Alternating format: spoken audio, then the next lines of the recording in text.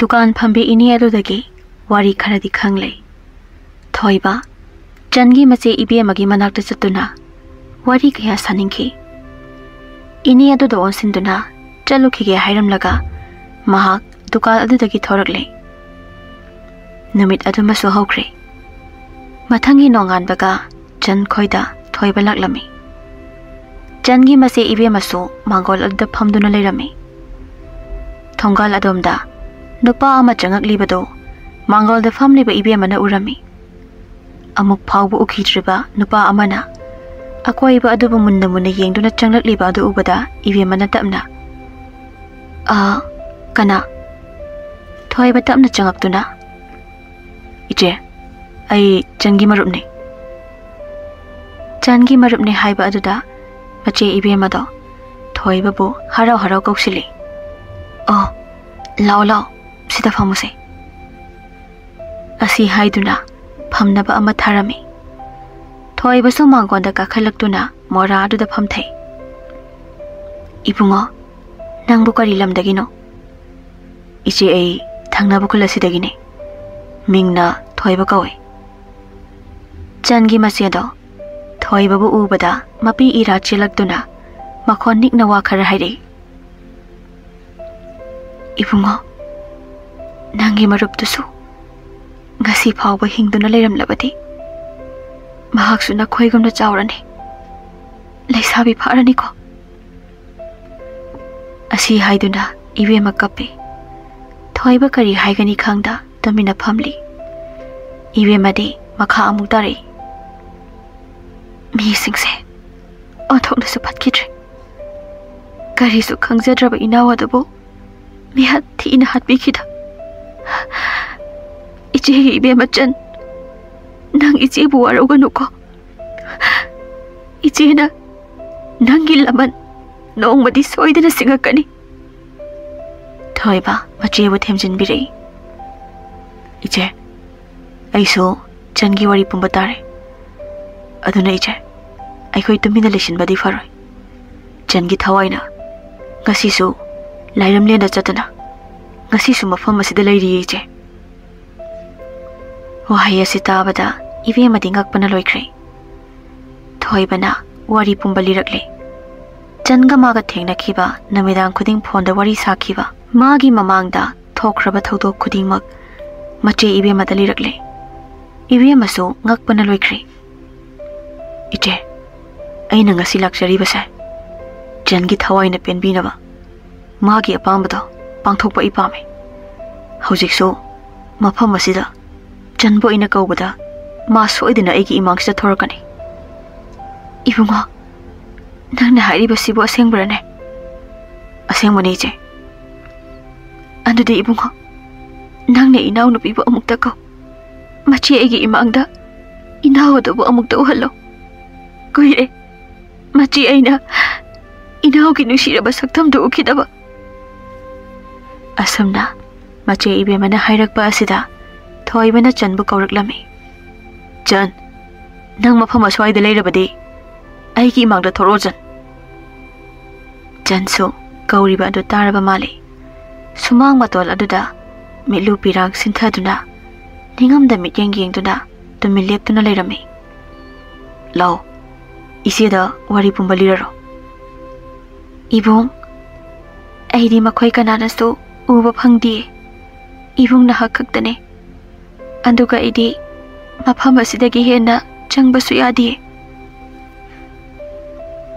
jangi machedi thoibana nakal amaromda onthoktana wari saribado ngakna yengli manaw oirabasu masak udaba amadi khonjel tadaba aduda kirami thoibasu wari khara sanaduna ngahak leramlaga hankhre namidang chak toklaba matung thoibado phamungda changduna jangi wakhal khanduna leiri asum leiringe asida thoibagi ka ado mangal nai na ngalei mangal aduna ahan badade mit phawba pangba ngamlamde maramde mangan aduna mit thakpagini thoiba makhuna khanduna mamit ado pangai aduga ure haujikte masek mangal amaga loinana channa nomi tawduna leplibado थोइबा मसादु खरदि अकीबा फावी अदुबु मागी थमोइना थमोइ सेना नुसिखिबा ओइबना का हेना कीबदी फावरमदे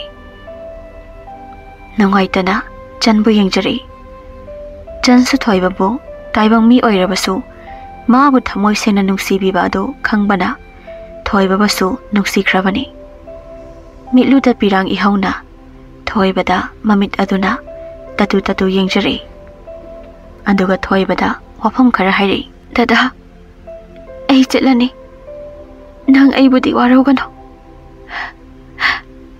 ऐदी नंगने इनाक्ता नगलकनु ऐबु थीगनो हाइजखिबने असी हाइदुना हिगना कबलकले थोइबसु माबु नुसिरुबा कौबना माना कपलिबदो मनाक्ता जंगसिंदुना नंगिदी ऐ लै कपकनो हाइना तारकलिबा पिरांगदो मखुना तैथोकनिंगलुई अदुबु अमुकसु सोकना समनबा यादबा ओइबना तुमिन मखुत अनिदो सुरु सुरु नोइदुना लै चनसु मखा ताना वा हाइरी नोंगमा दादा होय चिंग अमदा चाक चानबा लाखी अदुदा दादाना ला हेकपा लाकपदा मनाक अदुदा लैबा संग अमदा मखोल अमा ताई हाइदुना चंगसिलकपदो दादाना संग अदुगी थोंग अदो हांगदोकपिरंबा थोकलबदी ऐगी पुंसी ngasi na khoigum na hinglamba yai aina aigi isak khangla sanu matagum kaya rak dadagi mangda laktuna aki ba kaya uhanki adubu dadadi nongmata aibu kikide thoiba su hojita ningsingai magi mangda changi aki ba saktam kaya phone da wari sanaba khudingi su aki ba kaya ama adubu nongmata ma khanjilude nongma su makhoi ani Pukhri मपान उनखीबा Namit अदुदा मी लाकपगी सामिन फंगबदा चंदो खंगहौदना मांगखीबा अदुगा अथाप मफमदा लेरमखीबा असीगुंबा कयासे हौजिता निंगसिंगलकपदा थमोइदा अकीबा फावी चनसु मखादाना वाहाइरी नंगना एबु कीरबदी सोइदना एंगोंदगी लापथोखिनी खंदुना नंगबु किहनबने अदुबु नंगनदी नोंगमता कीखिदे थोइबा पुमनमक खंगजिनदुना चंदा वहांग अमखक हंगै चन नहंग मतौ करमना कनाना हातपनो हायो खुमो नंगबु कनाना हातपनो ऐ नंगी लमन सिंगे चन मपी ताना कपतुना वारी लिबा हौरी इममंबा का अमदा मखोंग मखुत पुनसिनदुना मचिन अदुसु पुनसिली चाही तरा तरेट की नुपी मजा अमना काचिन अमदा वाखन मांगना लेरिबदुगी मनाक्ता चाही मयाई चल्लबा नुपा अमना मुन्ना येंगदुना फमली का अदुसु मई गाना थांदे मुसी मुसी मैगान मचा अमखक तरक गाली का अदुगी थोंग लोइना लोनसली नुपा अदो फमंबदगी तपना संगसिलक्तुना नुपी मचा अदुगी ममाइदा इसिंग खरा खिकचिली इसिंग खिगलकपा अदुना वाखल मांगदुना लेरमलिबा नुपी मचा अदुसु ज्ञान खरा तारकले ममितो पांगनबो होनरे अदुबो पांगबा ngamdre अमुक्तंग तपना पांगै इमम Mamba मफम ओइबना Kanasu Ude मकोक्तु ngaubana amuksu makoktu paiduna famnaba honare wakhan oisiludabani ngasai makhai manakta lebliba nupa ado urudabani adobo makok hek leithorakpaga ure nupa ama mangonda munna yenglaga leiribado maduda khangpre khangaga ima haina kana lawi nupa aduna mong khadana lawgano kaka aibu yumda thenbiyo ai yumda isegi manakta chaninge thenbidoine ado nangbu kaidegino sida kanaga langminabano yumna kaidegino nupi masa ado ngahak wakhan tawi ma karamna mafam asida leiramlibano haina ngasi makhoigi school gi exam ahoba namine chan school chanaba loisali tanja asida maseso chak loiraduna manaw nupi chanbo kauraduna changai Chan haima nangbu loijibo thengene Chan so masam tangkhai pulibado loisiladuna Che loire. Lao lao chak chararo. Che ai sak lamdri ngasidi. Kuina su leire oi. Aduna sak to hala aga charage. Oh, phare phare adudi. Ai so nang hala aga puna jaminarasi. Jozo thengani. Asumna chan school lakhibani. Makhoigi school si makhoigi khun adugi thangnaba khun adudani. Khongna chalasu yamna lapa nate. Chan wakha nungaina school lai. School yawada khara watlingaida magi cycle do tire pokhai rakhi.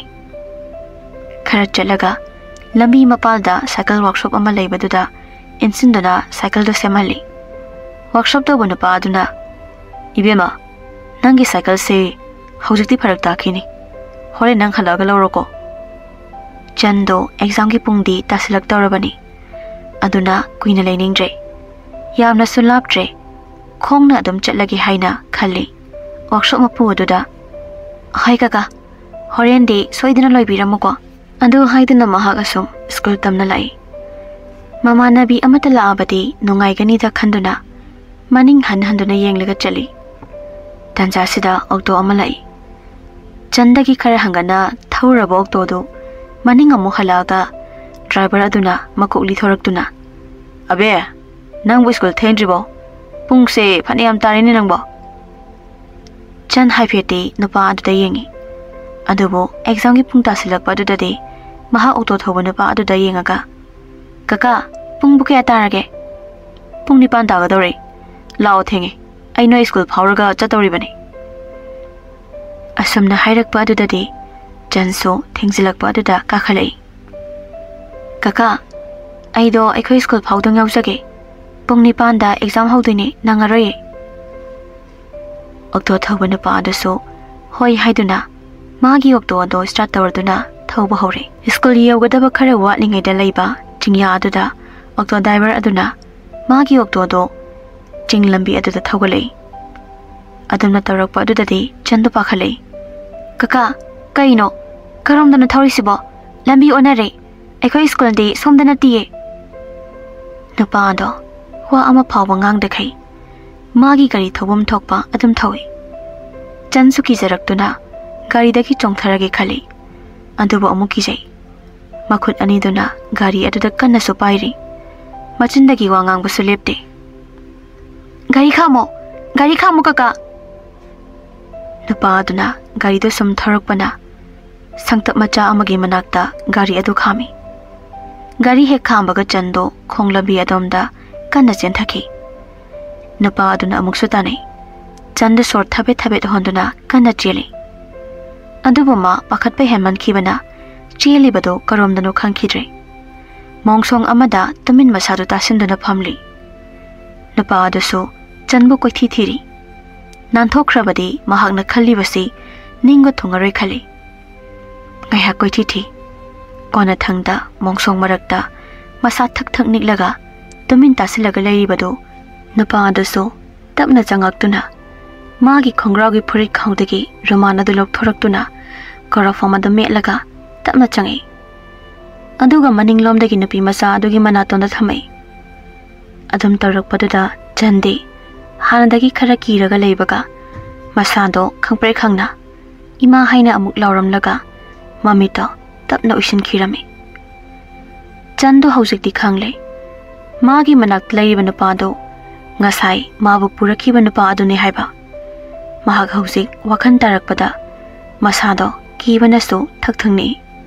Nupa aduna nafetawna. Nangbo yumda chaningro. Chaninge kaka. Aibu yumda thinbiyo. Ichina ingairamani. Adudi ai wahaige. Nangna wafam asi yarabadi aina na yum phok thinbidoini. Kaiguma yadragana mafamsida adum leibadawa. Asi haiduna khangna noi. Chandi kibana masado thak niklabani. Anganga oire nupa aduna yamna hainadaba mityeng ama yengduna changi manakongda wa khara haiki. Channado tabada phuk hawali. Kaka nachagumbi ingonda aduguma wakhan khanbigano. Aibu yumda thinbiyo. Hoi. Soida kana ring sagano. Karisu kanaroi. ꯑꯩꯅ ꯍꯥꯏꯕꯗꯨ ꯏꯜꯂꯕ ꯁꯣꯏꯗꯅ ꯌꯨꯝꯗ ꯊꯤꯟꯕꯤꯗꯣꯏꯅꯤ ꯑꯁꯤ ꯍꯥꯏꯗꯨꯅ ꯆꯟꯕꯨ ꯁꯔꯥꯛ ꯇꯝꯅꯕ ꯍꯣꯠꯅꯔꯦ ꯆꯟꯁꯨ ꯃꯁꯥ ꯀꯟꯖꯅꯕ ꯄꯤꯛꯈ꯭ꯔꯕ ꯁꯪ ꯑꯗꯨꯗ ꯀꯣꯏꯆꯦꯟ ꯆꯦꯜꯂꯤ ꯑꯗꯨꯕꯨ ꯁꯥꯔꯝꯆꯠ ꯆꯠꯄ ꯃꯤꯅꯨꯡꯁꯤ ꯈꯪꯗ꯭ꯔꯕ ꯅꯨꯄꯥ ꯑꯗꯨꯅ ꯃꯆꯥꯒꯨꯝꯂꯕꯤ ꯅꯧꯖꯔꯤꯕꯤ ꯄꯣꯝꯁꯥꯠꯅꯔꯤꯕꯤ ꯂꯩꯔꯥꯡ ꯑꯗꯣ ꯂꯩꯈꯣꯛꯇꯒꯤ ꯊꯥꯗꯠꯄꯤꯈ꯭ꯔꯦ नुपा अदुगी अनिंगबा अपांबा फंगलबा मतुंग नुपा अदो चनबु हन्ना येंगलमदा थोखरे अंदुगा ngaihak leraba matung ising bottle amaga achapot kharaga changi mamai mapada langshilei chandinga saidagi machi lengri wangangani haiba phawa kawkhre tumin ayengba amada yenglaga leikre nupa adudi hanna yenglamda sangadugi thongado mapalomdagi lonsen khirami adumna tarokpa aduda chanphuga hogaduna thong hangdokna ba haijei adubu tabi khide adum mahak mafam aduda hapta amamuk nupa adugi miwat minai kaya khangki mana haiba yade haiduna thina thina supubiki jan wari lina lina mapiso lepa leitana tari aduga makha tana wari liri nongma aina leiriba mafam aduwaida mi khara laki mi sing adu tanaba aina khongna lamduna mafam aduda leiriba pot khara kauthaki adubu mi singduna tabikide makoina karigumba taduna sang adugi manungda kari leiri haina yengbiramlagadi ai ngasisu nakoi gumna taibang pansida hingduna leiramgani nangbu namit adudagi madaw karamna hatpana namit adugi namida nupa ado aigi inagda laki aduga aibo magi aningba apamba pangthoki namit asidi mahak mafam aduda tumki aigi ikhong ikhut gahan makai punbado lokthopiki aduna ai matum thaki bangai duna mafam adudagi lona chenthoraki adubu ahingi matam oibana ai lambi khangkide ching lambi oibana ai karomda chatkani khangdabana koilei leiduna leiringai tunglomdagi karigumba pot amana kanna tharaki ngahan makai chada thaktana nupa adugi miot minaina choktharaba haksangse sapu kanna kokta tharakhiba oibana ai isase adumak wathaki aina gyan tarakpadadi hanagi aina leiramba sangaduda ikhong ikut chena punsinduna koktagi I tap tap taduna leiramki wangangadabasu isin se chena kisilambana mitlo pirang chinthaduna asu wana hingadabagi saru sikibana phai khanduna thamoi sona kapki namit adugi athengba hingda nupa ado makeup thorakladuna aibu amuk magi aningba pangthoki aduga ikhong ikut punsiliba aibu mafam adda leiramba yochai amana koksida kanthare kokta hanjan hanjan puthare aduga puktasu kanna kanthare mitchisu mana pairiba yochaiduna kothokpiki hidi mana ahanba yochaina kantharakbagi safu adasu kanmanbana anirak ahumlak surakpa adawaida adamak thawai thakrabane minungsi khangdraba saram chachatba misaktuna aibu tamthina mi hathina hatbiki aduga aibu bora amada haptuna aibu chena punsinki aduga mana aikhoi manigi lampak asida kom tokthoklaga phumjinki lairamlen yoba ngamdraba aigi thawaisina kaya dawana lenki mipung khudingda aigi laman singbinaba wa kaya ama haije kaya ama tamjake ꯑꯗꯨꯕꯨ ꯀꯅꯥꯅꯁꯨ ꯑꯩꯒꯤ ꯋꯥ ꯇꯥꯕꯤꯈꯤꯗꯦ꯫ ꯃꯇꯝ ꯑꯗꯨꯗ ꯑꯩ ꯌꯥꯝ ꯀꯞꯈꯤ, ꯌꯥꯝ ꯋꯥꯈꯤ꯫ ꯅꯣꯡꯃ ꯑꯁꯤꯕꯒꯤ ꯂꯥꯏ ꯑꯃ ꯑꯩꯒꯤ ꯏꯅꯥꯛꯇ ꯂꯥꯛꯇꯨꯅ ꯋꯥ ꯈꯔ ꯍꯥꯏꯔꯛꯈꯤ꯫ ꯅꯨꯄꯤ ꯃꯆꯥ, ꯀꯔꯤꯒꯤ ꯑꯗꯨꯛ ꯁꯣꯟꯊꯕꯅꯣ?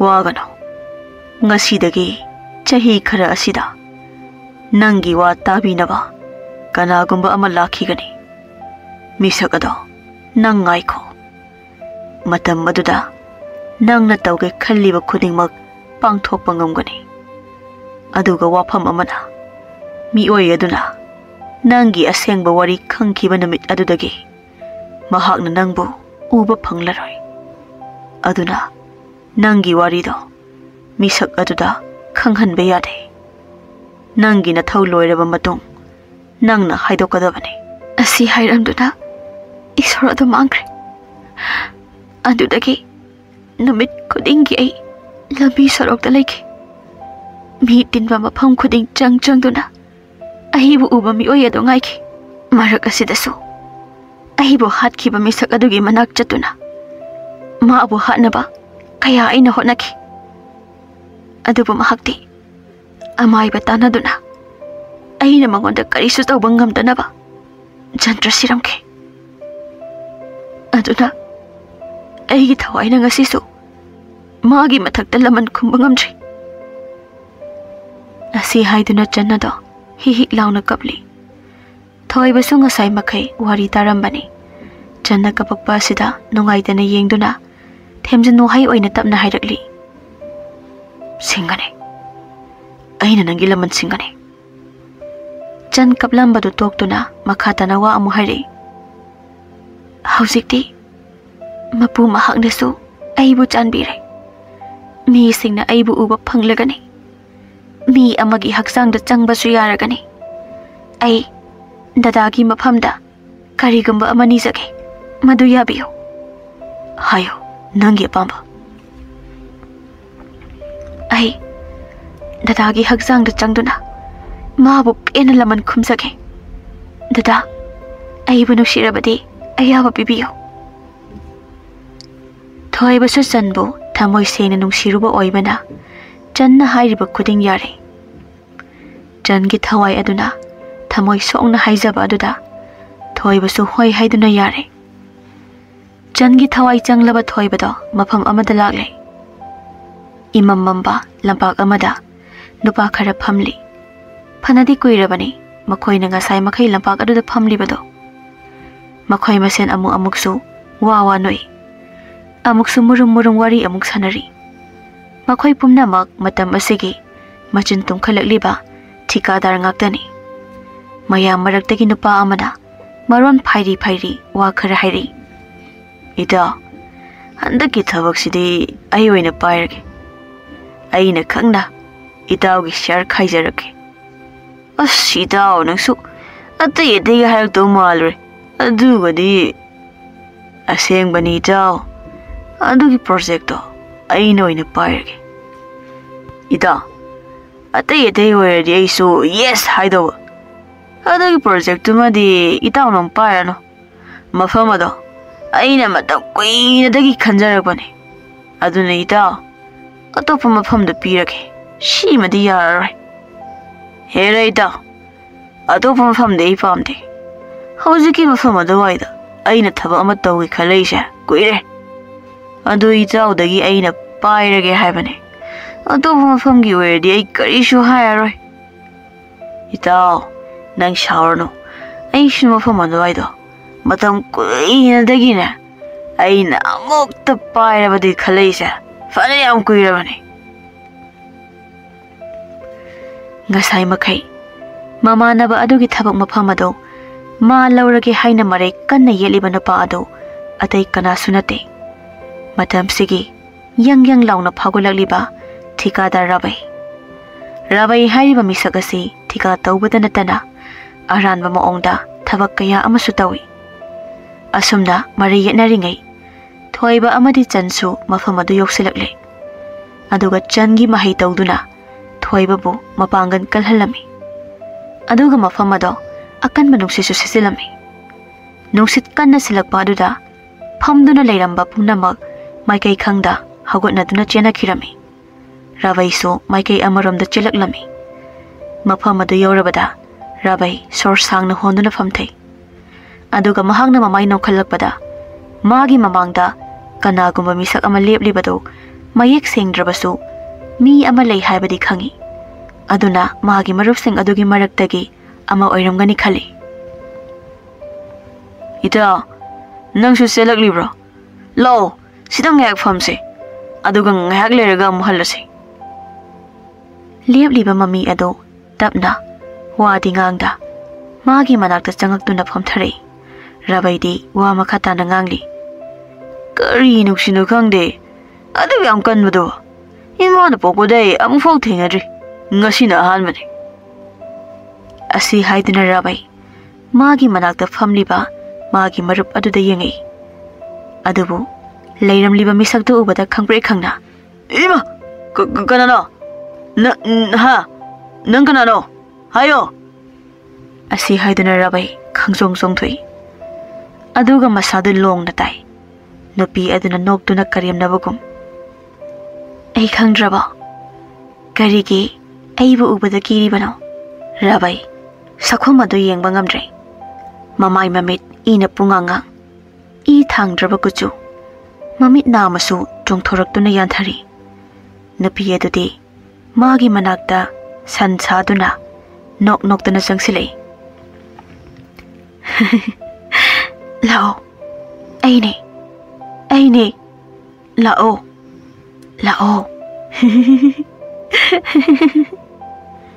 ꯆꯦꯟꯕ ꯁꯨꯡꯉꯝꯗ ꯑꯀꯤꯕꯅ ꯊꯨꯝꯍꯜꯂꯕ ꯅꯨꯄꯥꯗꯣ ꯇꯨꯡ ꯍꯟꯗꯨꯅ ꯂꯥꯛꯄꯅ ꯀꯅꯥꯒꯨꯝꯕ ꯑꯃꯗ ꯑꯃꯨꯛ ꯊꯦꯡꯖꯤꯜꯂꯨꯔꯦ꯫ ꯑꯗꯨꯛ ꯌꯥꯝꯅ ꯅꯥꯄꯥꯡꯒꯜ ꯐꯔꯒ ꯀꯔꯤꯒꯤ ꯑꯩꯕꯨ ꯎꯕꯗ ꯀꯤꯔꯤꯕ? ꯍꯥ? ꯂꯥꯛꯑꯣ, ꯂꯥꯛꯑꯣꯁꯦ, ꯁꯤꯗ ꯂꯥꯛꯑꯣ, ꯁꯤꯗ ꯂꯥꯛꯑꯣ."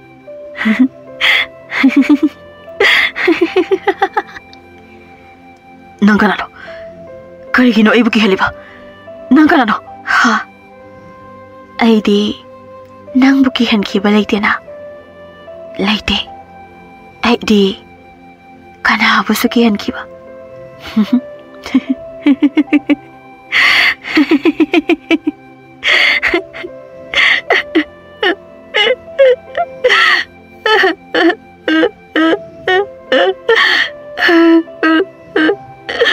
"ꯂꯩꯇꯤꯌꯦ, ꯑꯩꯗꯤ ꯀꯅꯥꯗꯁꯨ ꯉꯁꯤ ꯐꯥꯎꯕ ꯀꯤꯍꯟꯕ ꯂꯩꯇꯤꯌꯦ."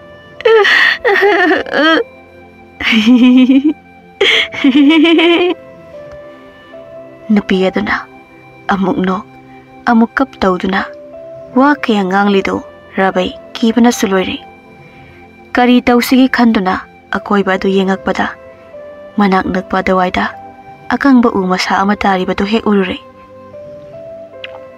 ꯑꯗꯨ ꯄꯥꯏꯗꯨꯅ ꯃꯃꯥꯏ ꯅꯣꯟꯊꯗꯨꯅ ꯀꯞꯂꯤꯕ ꯅꯨꯄꯤ ꯑꯗꯨꯒꯤ ꯃꯅꯥꯛꯇ ꯆꯪꯗꯨꯅ ꯃꯀꯣꯛ ꯑꯗꯨꯗ ꯄꯣꯞ ꯂꯥꯎꯅ ꯊꯣꯝꯊꯔꯛꯏ꯫ ꯑꯗꯨꯕꯨ ꯅꯨꯄꯤ ꯑꯗꯨꯗꯤ ꯂꯥꯏꯒꯤ ꯁꯛꯇꯤ ꯆꯦꯜꯂꯕ ꯊꯋꯥꯏ ꯃꯤꯔꯦꯜ ꯑꯣꯏꯕꯅ ꯔꯥꯕꯩ ꯃꯥꯅ ꯊꯥꯔꯛꯂꯤꯕꯗꯨ ꯄꯥꯟꯈꯤꯔꯝꯗꯦ꯫ ꯔꯥꯕꯩ ꯉꯛꯅ ꯌꯦꯡꯂꯛꯏ꯫ ꯅꯨꯄꯤ ꯑꯗꯨꯗꯤ ꯃꯌꯥ ꯏꯍꯤ ꯍꯤꯒꯠꯂꯒ ꯃꯉꯣꯟꯗ ꯌꯦꯡꯗꯨꯅ ꯂꯩꯔꯝꯃꯤ꯫ ꯑꯗꯨꯒ ꯑꯃꯨꯛꯁꯨ ꯅꯨꯄꯤ ꯑꯗꯨꯅ ꯁꯥꯎꯅ ꯆꯪꯁꯤꯜꯂꯛꯇꯨꯅ ꯃꯥꯒꯤ ꯃꯁꯝ ꯑꯗꯨ ꯄꯥꯏꯗꯨꯅ ꯁꯣꯔꯣ ꯁꯣꯔꯣ ꯆꯤꯡꯗꯨꯅ ꯎꯖꯥꯎ ꯑꯃꯒꯤ ꯃꯈꯣꯡꯗ ꯄꯨꯔꯛꯂꯝꯃꯤ꯫ ꯑꯗꯨꯒ ꯁꯥꯐꯨ ꯀꯟꯅ ꯂꯥꯛꯇꯨꯅ ꯏꯟꯁꯤꯟꯈꯤꯔꯝꯃꯤ꯫ ꯑꯗꯨꯒ ꯅꯨꯄꯤ ꯑꯗꯨꯅ ꯊꯃꯣꯏ ꯁꯣꯛꯅ ꯍꯥꯏꯔꯛꯏ, "ꯌꯦꯡꯉꯣ, ꯃꯐꯝ ꯑꯁꯤ ꯅꯤꯡꯁꯤꯡꯂꯤꯕ꯭ꯔꯥ?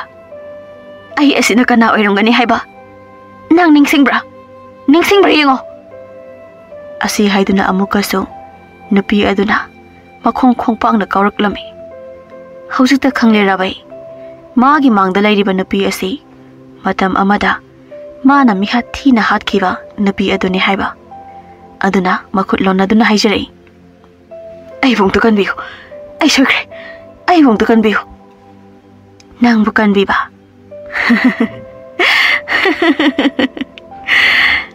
ꯅꯪꯕꯨ ꯀꯟꯕꯤꯕ?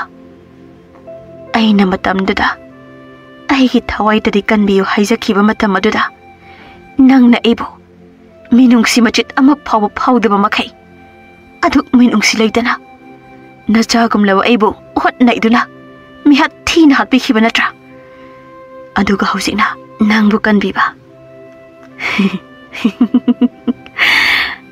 नंगबु कनबिबा अइना मतमदुदा अइगी थवाइददि कनबियो हाइजखिबा मतमदुदा नंगना अइबु मिनुंगसि मचित अमा फावबु फावदबा मखै अदु मिनुंगसि लैतना नचागुमलबा अइबु ओटनाइदुना मिहात थीना हातपिखिबा नत्रा अदुगा हौजिकना नंगबु कनबिबा नंगबु कनबिबा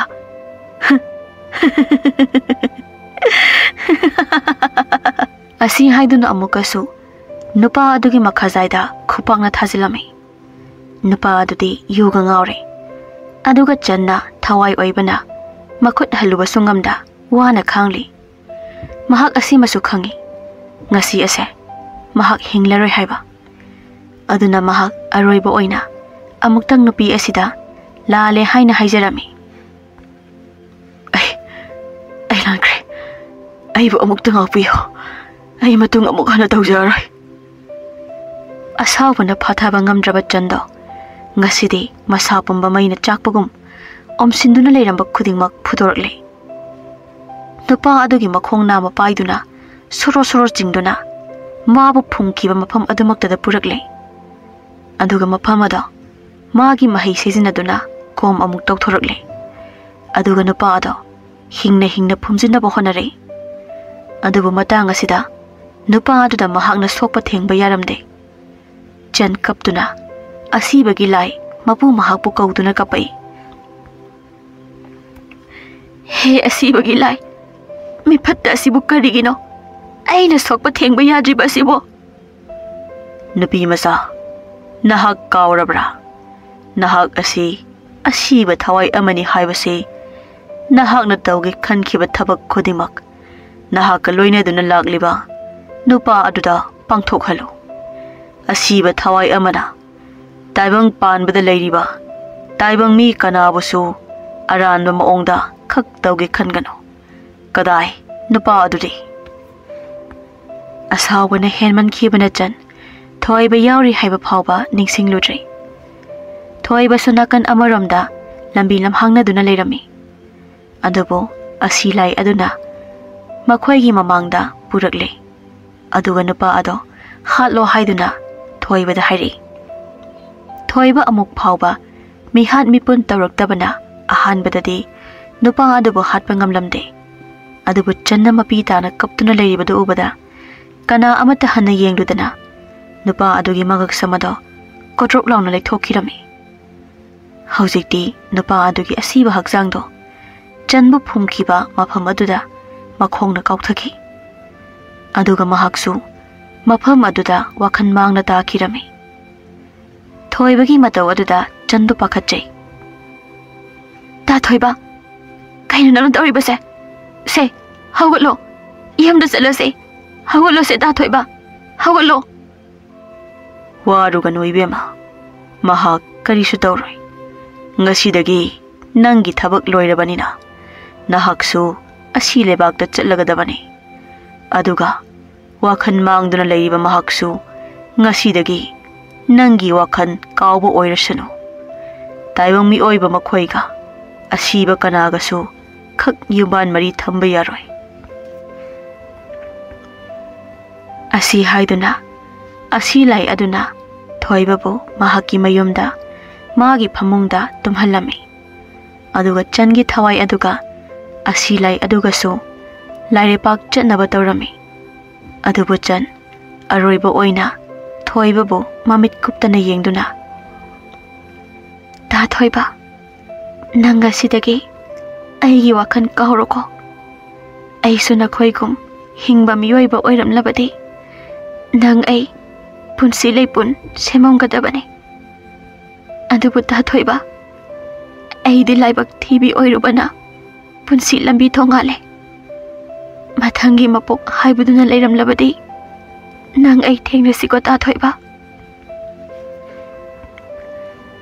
asi hairamduna chan asi lai aduga laire pakta chatkirami manglan amagum mami amagum iyaida tawba kongolgum mangki asum मागी ममी मतम मादी ngaihakta ngaibiyu yadana chatkibana ngasidi oirare thoiba magi yaifharaba korau namit ama ngasidi yumsigi mipum khudimak irang langi thoibagi mamana nupi ama hainaduna thoiba sungasidi yumba lambida khongdare thoiba magi wakhanda janbu ningsingkhidre asumna thoiba su nongaina pankhirami